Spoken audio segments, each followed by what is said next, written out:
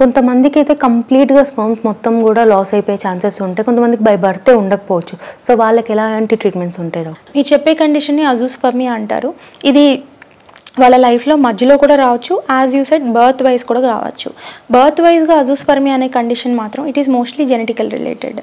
So ఈ particular పేషెంట్కి azoospermia ఉంది అంటే మనం వాళ్ళ ఫ్యామిలీ హిస్టరీని కనుక్కుంటాం ఫస్ట్. అంటే వాళ్ళల్లో అన్నదమ్ములు కానీ వాళ్ళ పేరెంట్స్లో ఎవరికన్నా పిల్లలు లేరా అనేది చూసుకోవాల్సి ఉంటుంది. సెకండ్ థింగ్ ఏంటి అంటే వీటిలో కూడా కొన్ని సిండ్రోమిక్ కండిషన్స్ ఉంటాయన్నమాట. ఇది నాన్ అబ్స్ట్రక్టివ్ అజూస్పర్మియా అంటారు. ఈ సిండ్రోమిక్ కండిషన్స్లో మనం వీళ్ళకి కొన్ని టెస్టులు చేయిస్తాం. ఓకేనా, క్యారియోటైపింగ్ అంటే జెనెటికల్ టెస్టింగ్ అనేది చేస్తాం. క్యారియోటైపింగ్ చేసినప్పుడు జెనెటికల్ అబ్నార్మాలిటీస్ అని తెలుస్తుంది. 46XY అనేది normal genetical content of a male. వీటిల్లో ఏమైనా అబ్నార్మాలిటీస్ ఉన్నా సరే మనం ఐడెంటిఫై చేయొచ్చు. This one more test called Y chromosomal micro deletion అంటారు. ఓకేనా, ఈ మైక్రో డిలీషన్ ద్వారా ఏంటి అంటే పేషెంట్కి ఈ అజూస్పర్మియా ఉన్న ప్రెగ్నెన్సీ వచ్చే ఆస్కారం ఎంత ఉంది ఫస్ట్.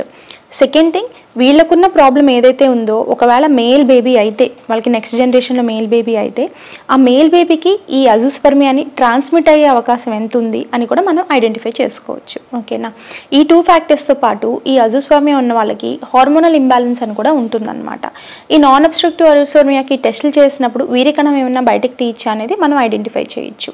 సో వీటికి టీసా కాకుండా మైక్రో టీసా అనేది ఒక టెక్నాలజీ ఉంటుంది. ఈ మైక్రో టీసా ద్వారా ఏంటి అంటే మనం డైరెక్ట్లీ సెమినిఫెరస్ ట్యూబ్యూల్స్లోంచి స్పర్మ్ని ఆస్పిరేట్ చేయడం అనేది జరుగుతుంది.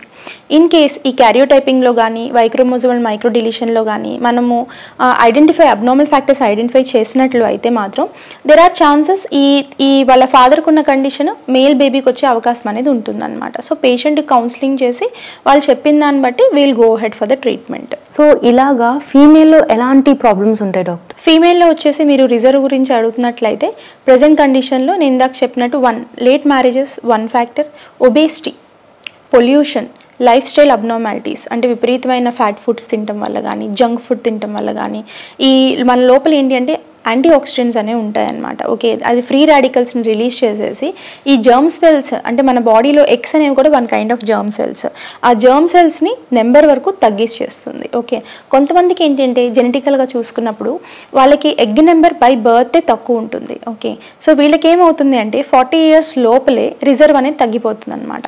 సో ఈ కండిషన్ నేను చాలా వరకు అబ్జర్వ్ చేశాను. ఎట్లా అంటే వీళ్ళు ఇర్రెగ్యులర్ సైకిల్స్ అని వెళ్తూ ఉంటారు, continuously irregular cycles.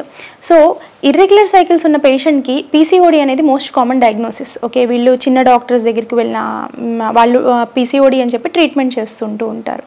So first of all irregular cycles ఉన్న వాళ్ళకి పీసీఓడి ఉందా, డిక్రీజ్డ్ ఓవేరియన్ రిజర్వ్ ఉందా అని కనిపెట్టడం అనేది వెరీ వెరీ ఇంపార్టెంట్ కరెంట్ కండిషన్లో.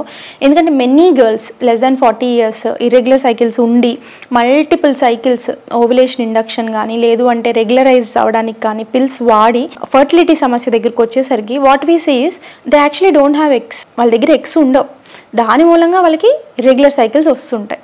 ఇర్రెగ్యులర్ సైకిల్స్ వస్తున్నాయి పీసీఓడి అని చెప్పడం ద్వారా వాళ్ళు ఏంటంటే రిలాక్స్ అయిపోతారు. PCOD is a condition which is very much treatable. Okay, అది మెడిసిన్స్ ఇవ్వడం ద్వారా కన్సీవ్ అయ్యే అవకాశం చాలా ఎక్కువ ఉంటుంది.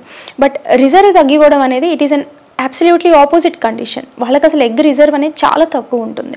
చాలా తక్కువ ఉన్నప్పుడు ఆ స్టేట్ నుంచి వాళ్ళు తొందరగా కన్సీవ్ అవ్వకపోతే వాళ్ళకి ఎగ్స్ అనేవి కంప్లీట్లీ దే విల్ హ్యావ్ 0. ఈ నిల్ ఎగ్స్ ఉండడం మూలంగా ఏంటి అంటే ఆ పేషెంట్కి ఐవీఎఫ్ అనేది చేయడం కుదరదు. ఈ కండిషన్ని ప్రిమెచ్యూర్ ఓవేరియన్ ఫెయిల్యూర్ అంటారు. ఈ ప్రిమెచ్యూర్ ఓవేరియన్ ఫెయిల్యూర్ అనేది మోస్ట్ ప్రాబబ్లీ జెనెటికల్ కండిషన్. ఈ జెనెటికల్ కండిషన్స్ అనేవి వాళ్ళకి కొన్ని ఫ్యామిలీస్లో రన్ అయ్యే ఉంటాయి, లేదు అంటే ఈ పాపకు మాత్రమే ఉంటుంది, అన్ని ఫ్యామిలీస్లో రన్ అవ్వాలని లేదు. సో ఈ పాపకు మాత్రమే జెనెటికల్ అబ్నార్మాలిటీ ఉండడం మూలంగా ప్రీమెచ్యూర్ ఓవేరియన్ ఫెయిల్యూర్ అయిపోతుంది. ఇంకోటి ఈ పీఓఎఫ్ పేషెంట్స్లో ఇంపార్టెంట్ ఏంటి అంటే హార్మోనల్ ఇర్రెగ్యులారిటీ అనేది ఏదైతే ఉంటుందో దాని మూలంగా సైకిల్స్ అనేవి అబ్నార్మాలిటీ కాకుండా వీళ్ళకి early menopause. Premature ovarian failure is nothing but ముందు ముట్టు ఆగిపోతుంది. సో వాళ్ళకి 55 ఇయర్స్కి రావాల్సిన అబ్నార్మాలిటీస్ అన్నీ 40 సంవత్సరాల లోపల this patient is more prone. Okay, అంటే బోన్ మినరల్ డెన్సిటీ అంటే బోన్స్ బ్రిటిల్ అయిపోవడం కానీ బోన్ బ్రేక్ అవడం అంటే మెనోపాజ్ కూడా ముందే వచ్చేస్తుంది. వాళ్ళకి మెనోపాజ్ వచ్చేస్తుంది ప్రీమెచ్యూర్ ఓవేరియన్ ఫెయిల్యూర్ అంటే. బ్రిటిల్ బోన్స్, జుట్టు ఊడిపోతుంది భయంకరంగా, అండ్ వీళ్ళకి ఏంటంటే కొలెస్ట్రాల్ లెవెల్స్ ఎక్కువైపోతాయి. ఓకే, మన బాడీలో ఈస్ట్రోజన్ అనే హార్మోన్ ఒకటి ఉంటుంది. ఆ హార్మోన్ లెవెల్ మూలంగా ఏంటి అంటే ఆడవాళ్ళలో ఈ స్ట్రోక్ కానీ మైకార్డియల్ ఇన్ఫెక్షన్ హార్ట్ అటాక్ రావడం కానీ తక్కువ జరుగుతాయి. వీఆర్ మోర్ అంటే కంపేర్ టు మేల్స్ ఫీమేల్స్ కొంచెం తక్కువ ఉంటుంది. సో ఎప్పుడైతే వీళ్ళు ఎర్లీ మెనోపాజ్కి వచ్చేసారో 40 years లోపల వచ్చేసారో ఈ హార్మోన్ అనేది వాళ్ళలో తక్కువ ఉంటుంది.